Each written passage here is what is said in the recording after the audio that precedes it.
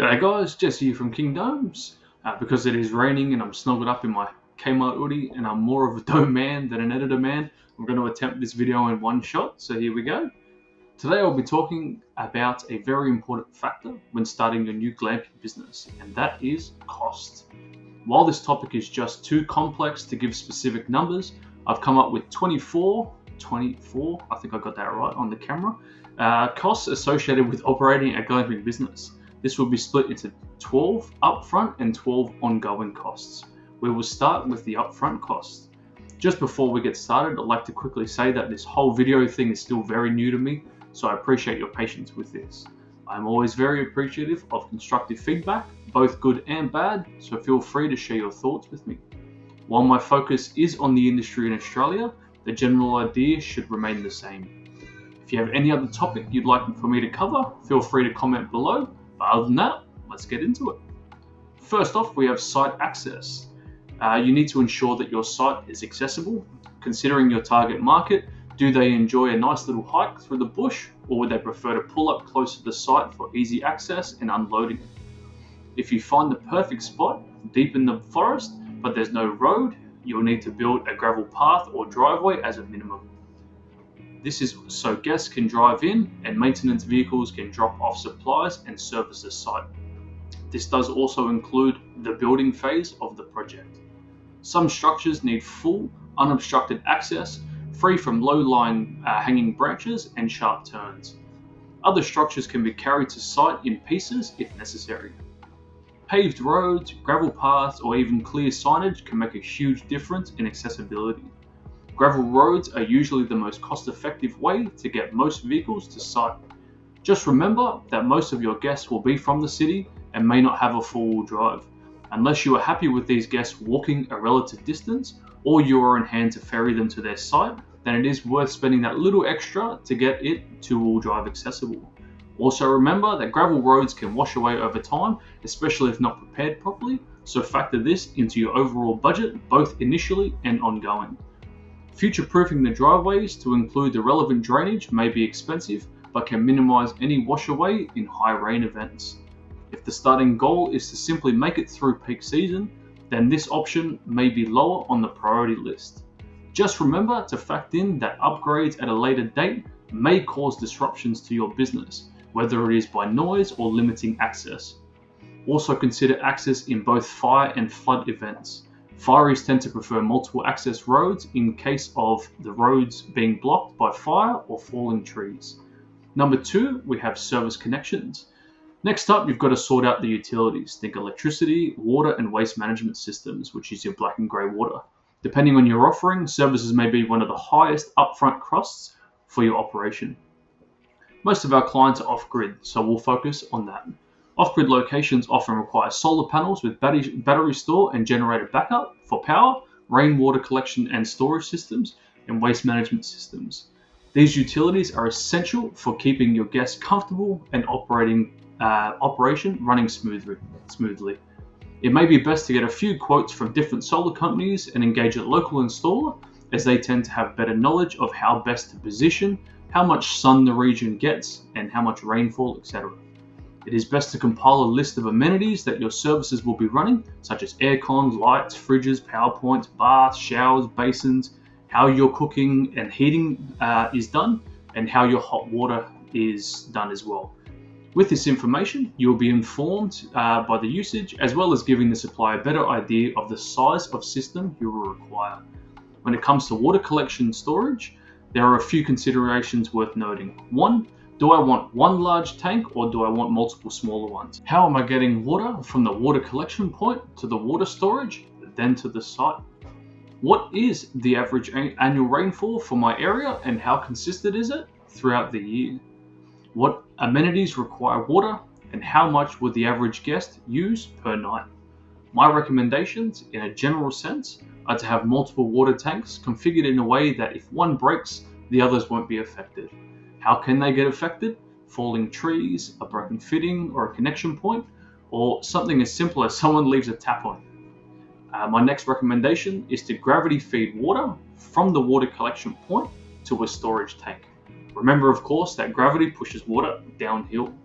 You will then pump that water up to a header tank above the site, which will then gravity feed back down to the site itself. This may not work in all circumstances and is dependent on site location and gradient. In a general sense, the reason why I suggest this option is because of the previous recommendation. If a tank or fitting goes or the pump dies, the header tank will have enough water to supply your guests until you can hopefully rectify the issue. The other reason I suggest this is if your structure or site is the main collection point and the pump is located, for argument's sake, underneath the structure, anytime your guests turn a tap on, they will hear the pump. This is not a huge issue, but something to consider. Number 3, foundations and platform. You can't just plop your glamping structures on the ground. Though I have seen bell tents installed directly on the ground, I do not recommend it. Any structures needs a stable base. If you have a hilly site, you may build elevated platforms to keep everything level and secure. Foundations ensure safety and comfort and also extend the lifespan of your structures. Cut and fill is another option to create a more level base to then place a platform or concrete slab on. Just remember to install adequate drainage, retaining walls if necessary, and access points for both guests and tradies to service ongoing. Think sparkies and plumbers primarily. Most Aussies do prefer a beautifully placed deck overlooking their stunning property. Just remember that decks tend to be more expensive in most cases, depending on the gradient of the site primarily, than a concrete slab. Also keep in mind, Australia is infamous for white ants, or termites for certain people. Certain timbers would be out of the question for these sites, so steel may be a better option in these cases. Number 4, we have structures. Choosing the right structures is crucial. The core cost of your glamping business will be the glamping structures themselves. Your options might include domes, safari tents, yurts, cabins, bell tents, teepees, container homes, tiny homes. The structures should fit within your budget, the size of the site, access to the site, and offer something unique. Starting with a theme can help guide you in the right direction. Consider the durability, the comfort, aesthetic appeal of each structure type. High quality structures might be more expensive initially, but can offer better longevity and guest satisfaction. Say you are in a high wind area, which typically rules out bell tents, that has a very difficult access path, which tends to rule out tiny or container homes. You have already narrowed your offerings down. There are quite a diverse range of glamping structures with just a diverse range of costs, not just for purchasing, but for installing and getting them serviceable. The lower end of the scale are your bell tents, which I personally think is the perfect, cheap and cheerful way to get your head through the door. For our prospects with a tight budget that want to dip their toe into the water before diving into the world of glamping, I highly recommend bell tents. Cost effective, easy to set up and pack down, and still make a great return on investment. And the site is perfect to upgrade to a dome later on. Oh gosh. The higher end of the scale is definitely your tiny homes, your container homes, your A-frames, your cabins, etc. Whilst there is an argument to the validity of these being glamping structures, they still provide the same overall experience to the end user. A comfortable place to stay whilst immersed in the natural surroundings. Most of these options provide the convenience of being kitted out with amenities. With that comes a much higher price tag as well. Being in the tiny homes community for a number of years now, the two big points that I mentioned around these movable homes is you still need to connect your services to them. Though some do have solar systems installed, some have composting toilets installed, you just need to connect and store water and your waste management system. The other point is that many of these homes cannot be moved by the average person. These are expenses that need to be mentioned, seeing as this is about budget. Then you have the middle range, think domes, yurts, safari tents, etc.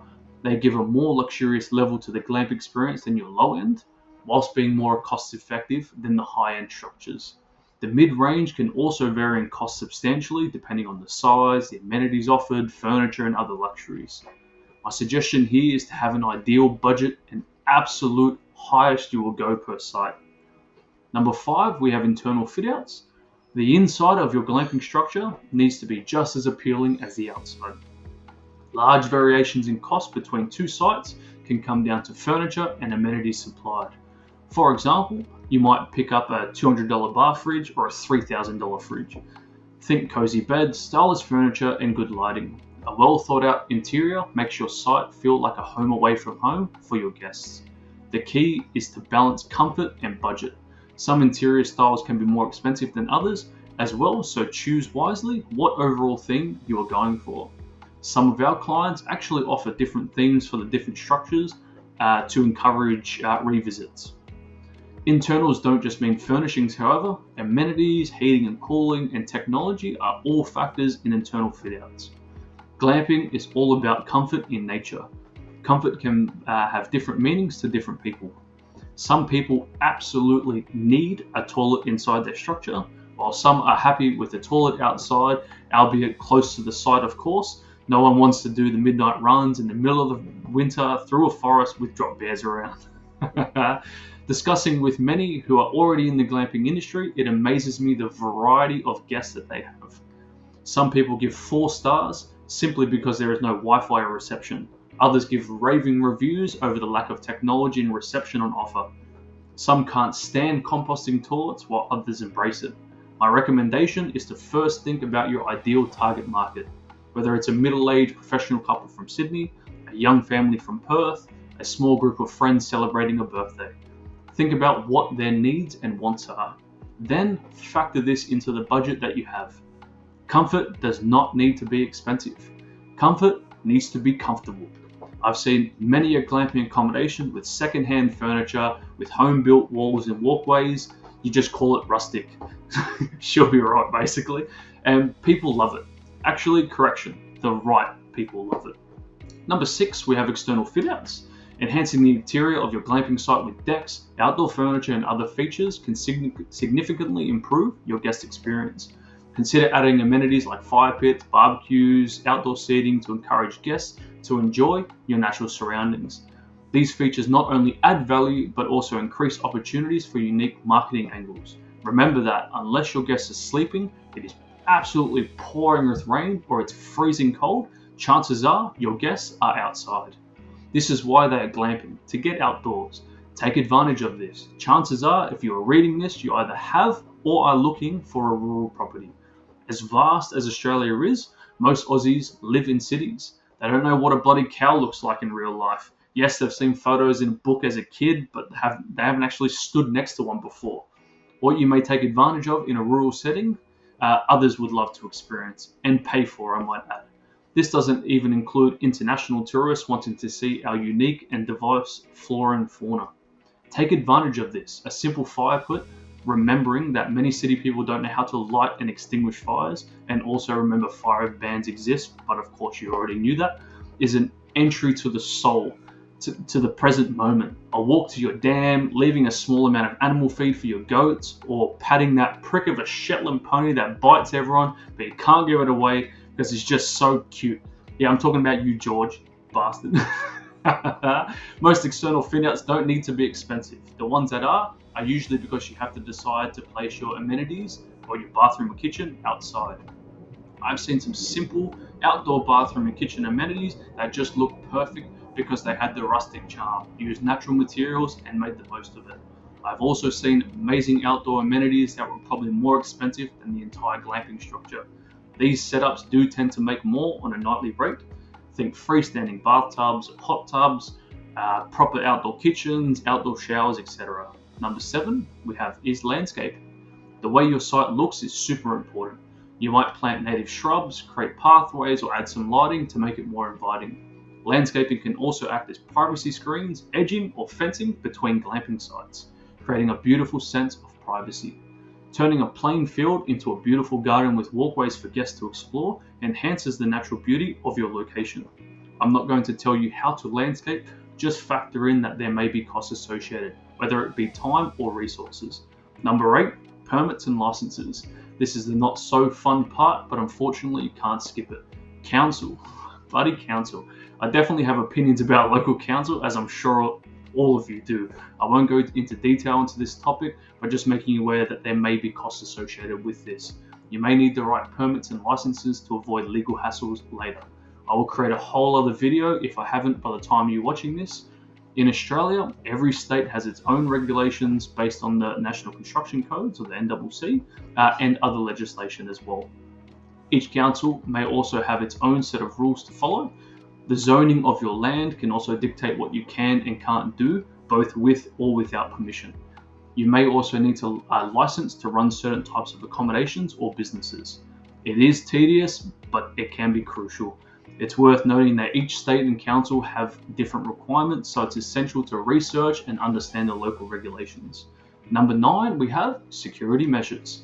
Keeping your guests safe and secure should be a top priority. Investing in security measures like cameras, locks, and proper lighting can protect your property and give your guests peace of mind. This, of course, is not at the expense of your guests' privacy, plus it helps cover you in the case of any liability events. Remember, while most people are decent, there are always a select few who aren't, so it's better to be safe than sorry. Number 10 we have is initial marketing and launch. You've got your site ready, now it's time to let the world know. A solid marketing campaign is key to getting those first bookings. Consider inviting friends and family for a trial run to iron out any kinks before opening to the public. Social media ads, a killer website, and maybe even professional photographer can help create the buzz you need for a successful launch. I've seen glamping businesses launch with different approaches. Some go all out, others take a softer approach. 1 year in, the difference in occupancy rate can be significant. Marketing is a big deal, so don't skimp on it. It doesn't even have to be professional. People love genuine people. If you have a unique offering, show it. Some of our most engaging content is our build processes, not even the finished content. So update people along your build journey. Number 11 we have is staff training. Well-trained staff can make all the difference, even if that is just you. If this is your first chapter into the hospitality and accommodation industry, study a few books or courses. You don't have to spend thousands of dollars to be qualified. You don't even need to be qualified, except I do suggest first aid, as that is always handy to have. Go and stay in other glamping sites around you, see what they do well, and see what you can do better. Whether it's your cleaners, your groundskeepers, or anyone else in your team, proper training ensures they know what they're doing and how to provide the best experience for your guests. A well-prepared team can turn a good guest experience into a great one, which means more positive reviews and repeat business. Last one on the list we've got is consultancy fees. Don't be afraid to call in the experts. Whether it's site selection, design, or marketing, consultants can save you time, money, and stress. And hey, we're happy to lend a hand here too. Sure, consultancy fees can add up, but the value they bring is often worth every cent. Avoid costly mistakes is priceless, especially when you're just starting out. So now you're aware of the startup costs, which if I missed any, please let me know. Next, we're moving on to ongoing costs. Let's start with number 1, which is booking systems. You need a good system to manage reservations. Investing in reliable booking software can streamline the process and keep guests happy. Some booking platforms like Airbnb, Booking.com, and HipCamp charge up to 20% of the booking total. You can also create a standalone platform or website for your glamping business, which may be more expensive initially and require ongoing TLC and marketing, but it might be the preferred way to go. Depending on how big your overall vision is for your glamping business, it may be worth exploring your own standalone booking system. The current booking systems will help get you through the door, especially if you aren't tech savvy, but a 20% cut of your overall earnings is a huge piece of your overall pie. My advice is to take advantage of the current booking systems out there until you have the funds to create your own system. Keep the current booking system operational until your standalone booking systems become more cost effective than the current booking systems. You can even integrate all the booking systems together with certain software. You can also integrate all booking systems to ensure that if one platform books a site, it blocks that site out on other platforms. If, however, you are wanting to keep things simple and small, i.e. using glamping as an extra form of income rather than a primary source of income, then booking systems are great as they have their own payment systems, advertising, listing software, and some even provide public liability insurance. There may also be charges for initiating payments, calendar integrations, and system software for websites. Number 2, we have cleaning fees. Cleanliness is key. Whether you do this yourself to save money or hire a third party for convenience, it's up to you. Third-party cleaners in remote areas may find it more worthwhile to visit your property if you have multiple sites to clean. One consideration that often comes up in our interaction with prospects is that the bigger the kitchen you offer your guests, the more cleaning will need to be done for the next guest. If you're in a rural area, you may also have to pay to remove the rubbish of your guests. Some booking platforms will separate the cleaning fee from the booking fee, so it'll be worthwhile working out the costs associated with cleaning the site and add that to your cleaning fee. Remember too that some components may not be cleaned after every use, but have to be factored in. This can include gardening, cleaning the exteriors of the structures, deep cleaning the barbecue, cleaning the fire pit, etc. Number 3 we have is linen updates. Guests love fresh linens. This again can be done internally or externally. Some dry cleaners offer a linen swap where you drop off a set of used towels or linens and they give you a fresh set. Regular laundering and replacing towels and bed sheets are a must to keep everything looking fresh and clean. If you are doing this yourself, it is good practice to have a few spares of everything in case of unforeseen circumstances.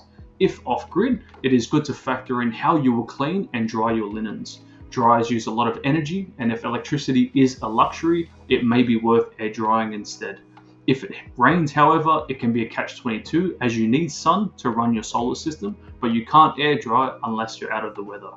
High-quality linens not only improve the guest experience, but also have a longer lifespan, reducing replacement frequency.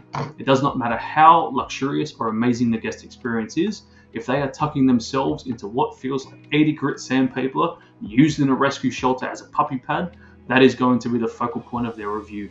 Number 4, we have general maintenance. Keeping everything in good shape requires regular maintenance. This includes routine checkups and repairs. People tend to treat other people's belongings worse than their own. I know it's a shame, but that's the reality of the situation. Chairs can break, glass can shatter, cutlery can go missing. These will all need to be replaced if necessary. Not just guests though, water pumps eventually burn out, decks need to be oiled, lights can stop working, etc. Number 5, utility costs. Next we have the utility costs. Now I know most of you watching this are going to be like, but mate, I live off grid, I don't have any bloody utility bills. Alright Dazza, I get it. You may not have electricity and water main connections and subsequently those bills, even though I'm sure you pay council rates which cover your non-existent connections anyway. You may still need gas for your barbecue and hot water systems and possibly internet connection if that's what your guests are after. Water can also run out, which means that you may have to bring in a water truck to fill your tanks up. Battery stalls also run out too, so your Jenny will need to be topped up as well. In the right context, firewood may also be a utility. If you are lucky enough to have enough fallen trees to build the ark, then awesome, but not everyone is so lucky. Firewood is very expensive, so factor that in. Consider energy efficient solutions and water saving devices to reduce these costs. Number 6, we have staff salaries. Paying a competitive wage is crucial to keep your team motivated. Budget for a monthly or weekly salaries and maybe some benefits. This includes cleaners, landscapers, caretakers, and of course yourself. Just remember, you too are an employee, so pay yourself. Paying your skilled housekeeping staff well ensures that they stay and keep up the good work. Happy staff equals happy guests. Number 7 we have is marketing and website. You can't just set it and forget it when it comes to marketing. Ongoing efforts are needed to attract guests. This includes online ads, social media, and keeping your website up to date. Running seasonal campaigns can keep bookings steady. Consistent marketing keeps you in the spotlight. Social media is cheap and easy. I get it though, social media can be a drain. It doesn't have to be overly professional though. If you have a unique offering and are genuine in nature, people will want to stay. Number 8, we have insurance. Insurance is a must to protect your business.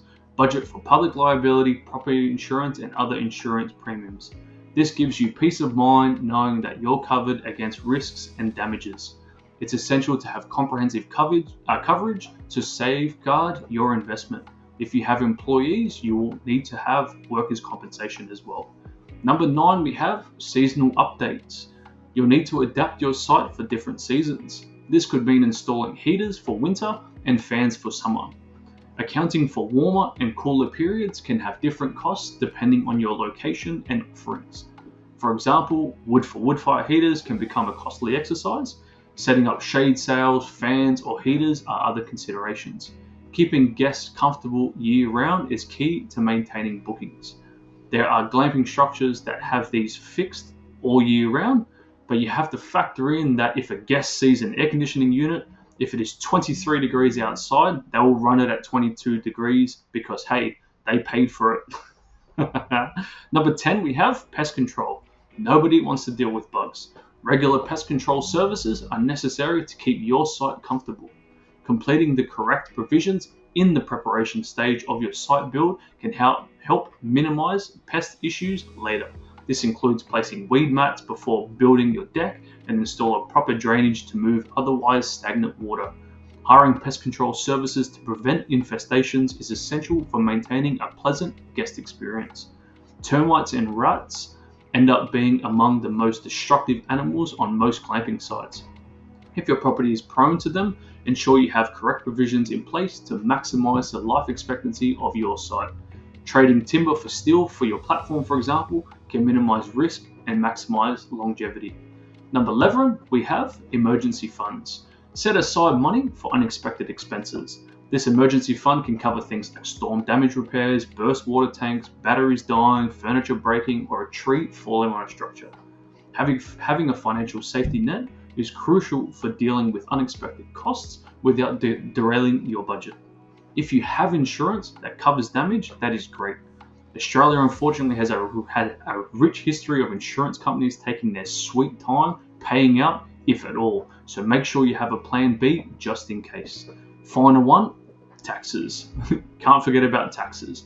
These are ongoing expenses that need to be factored into your budget. Council rates, GST, PAYG, and other taxes that arise out of running a business in Australia are important to consider. Keeping up with taxes keep you on the right side of the law. So there you have it. I think I did 2 mistakes in this one, and I have to fix that one. But that's a comprehensive breakdown of all the costs involved in starting and running a successful business in Australia, or glamping business in Australia, from ensuring easy site access to setting up essential utilities, building solid foundations, and choosing the right structures. Every detail counts. Whether you're furnishing interiors with a specific theme in mind or adding outdoor amenities to enhance the guest experience, each decision impacts your budget and the overall appeal of your site. Don't forget about the nitty-gritty details like permits, licenses, and consultancy fees. These can make or break your project. And once you're up and running, ongoing costs such as booking systems, cleaning, maintenance, utility expenses, and staff salaries need to be carefully managed to ensure long-term success. With careful planning and prudent management, you'll be well on your way to creating an unforgettable glamping experience for your guests. Remember, we're here to help you every step of the way. Thank you very much for watching. As I mentioned earlier, if you have any feedback at all on these videos, feel free to comment below. If you have any burning questions or topics of discussion as well, feel free to comment those as well. Other than that, this is Jesse from King Domes. I'll leave you to it. Thanks again for watching. Cheers.